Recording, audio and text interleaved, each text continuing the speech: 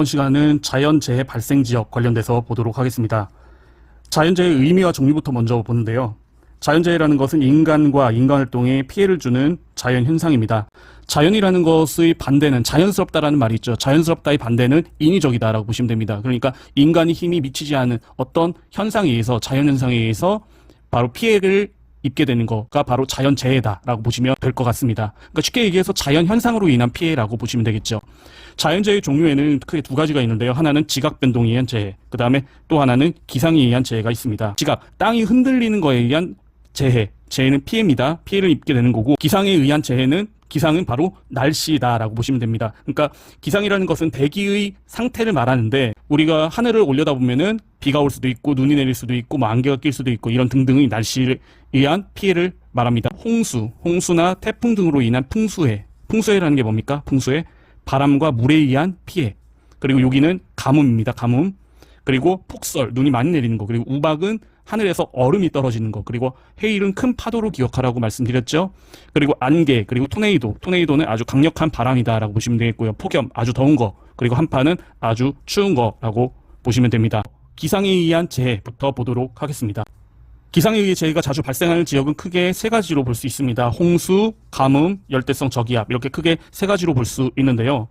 먼저 홍수를 보면은요, 하천이나 호수가 범람하여 사람들이 생활터전이 물에 잠기는 등의 피해를 입는 현상입니다.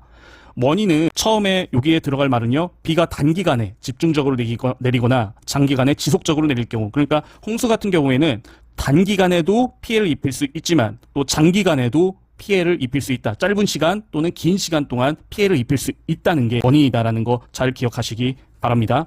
고산 지역에서 겨울철에 쌓였던 눈이 봄철에 녹아 갑자기 강으로 흘러들 경우라는 게 있는데요. 햇빛이 잘 비치지 않은 고緯도 같은 경우니까 극지방이죠. 극지방 같은 경우에는 아주 두꺼운 얼음 대륙, 아주 거대한 얼음 덩어리가 있단 말입니다. 여름이 되면은 이 얼음 자체가 일시적으로 조금씩 녹게 돼요. 그 크기가 거대하다 보니까 얼음이 녹아서 물이 하류로 흘러들어가게 되는데, 이 하류로 흘러들어가는 물이 아주 많게 되고, 그래서 하류에 살고 있는 사람들에게 수의 피해를 입힐 수가 있게 되는 거거든요. 그걸 말하는 겁니다. 홍수가 잦은 지역, 가뭄이 잦은 지역, 그 지도에서 보면은 위쪽, 북극 쪽에 있는 쪽이 바로 이거에 해당이 된다라고 보시면 될 것 같습니다. 그리고 가끔 건조 지역에서 일시적으로 비가 많이 내리는 경우도 있다. 요즘 같은 경우 지구 온난화 현상에 의한 어떤 기상 이변에 의해서 건조 지역, 사막에도 일시적으로 아주 폭우가 내려서 홍수의 피해가 사막, 건조 지역에서도 일어날 수 있다라는 거 잘 기억하시기 바랍니다. 주요 발생 지역입니다. 큰 강이나 하류의 저지대, 아무래도 물이 흘러가는 그 끝 지점, 아니면 저지대, 그 땅의 높이가 낮은 지역을 말하는 거고요. 그리고 열대 저기압이 자주 통과하는 지역, 그리고 아시아의 계절풍 기후 지역입니다. 아시아의 계절풍 기후 지역. 그래서 여기에 홍수 피해로 관련돼서 문제가 많이 나온다 하면은 대표적으로 예시가 나오는 게 바로 방글라데시입니다. 여기 지역 같은 경우에 또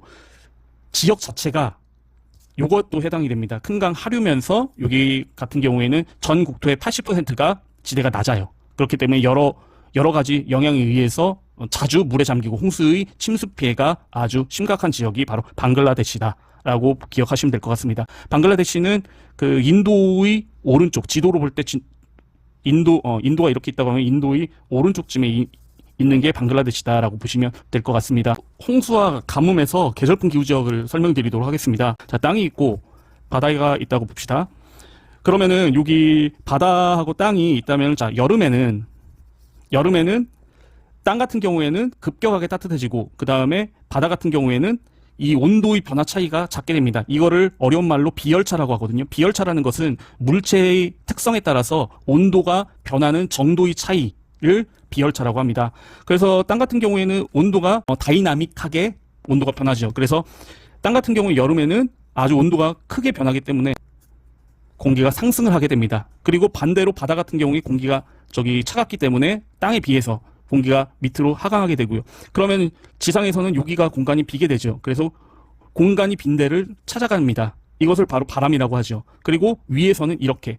그래서 이렇게 공기가 대류 현상이 일어나게 됩니다. 그런데 우리는 지금 지상에 살고 있잖아요. 그러니까 결국에 여름이란 계절에는 결국에 바람이 바다에서 육지 쪽으로 불게 됩니다. 그래서 바다에서 바람이 불게 되는데, 바다 같은 경우에는 물이 있지 않습니까? 그러니까 여기서 만약 구름이 생긴다고 하면은 수증기의 공급, 그러니까 물이 공급이 되면서 비구름이 형성이 되고 비구름이 그대로 바람을 타고 들어가서 육지에서 비를 내릴 확률이 굉장히 높아지게 되는 거죠.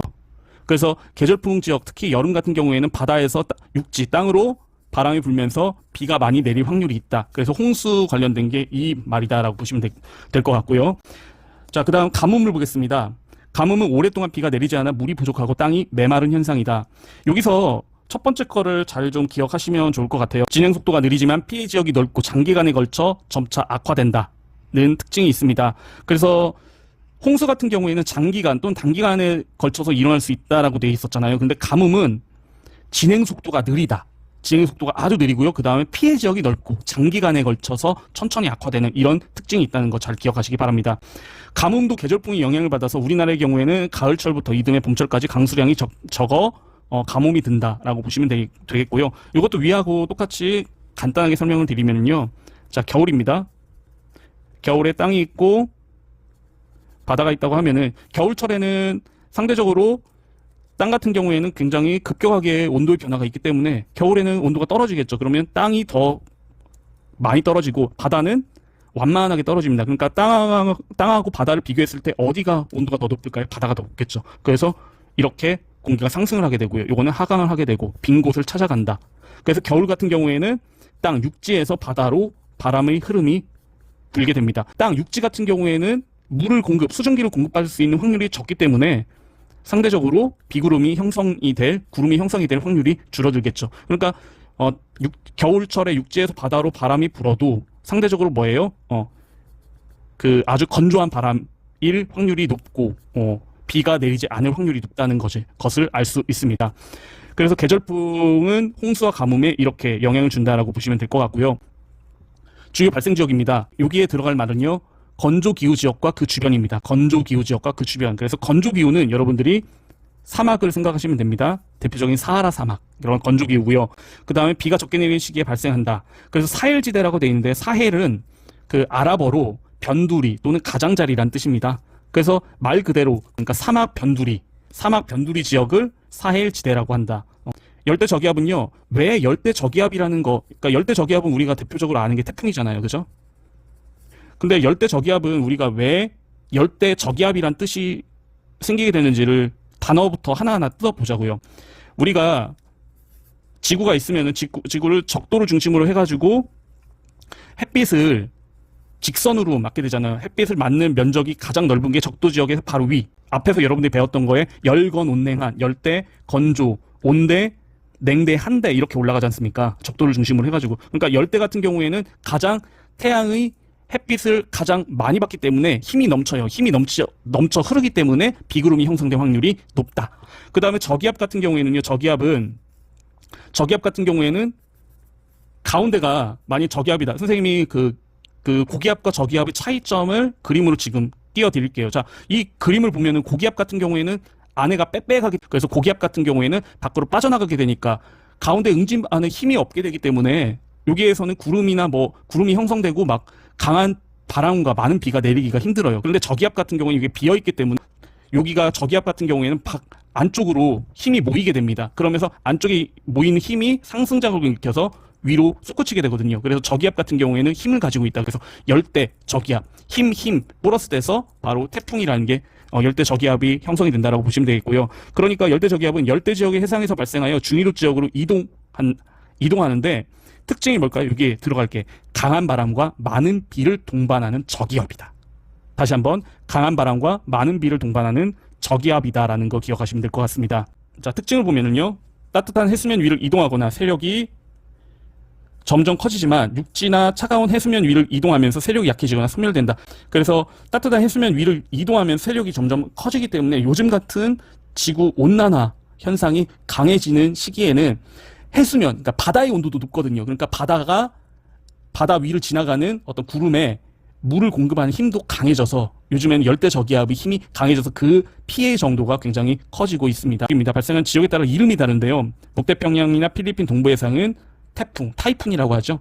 예. 그 다음에 대서양은 허리케인, 그리고 인도양과 아라비아해는 바로 사이클론. 자, 3번입니다. 태풍은 주로 여름철 에서 초가을 사이에 우리나라 부근을 지나면 1년 두세 개 정도가 직접 피해를 준다. 그리고 해일, 큰 파도와 홍수 피해를 발생시킨다. 그리고 주요 피해 지역은요, 동부, 동남 아시아 해안 지역, 그리고 남아시아 해안 지역, 북아메리카 해안 지역, 그리고 오스트레일리아 북동부 해안 지역 등. 그래서 지금 이 열대 저기압의 주요 피해 지역 관련돼서 지도를 지금 올려드립니다. 그래서 이 지도를 참고하시면 될 것 같고요.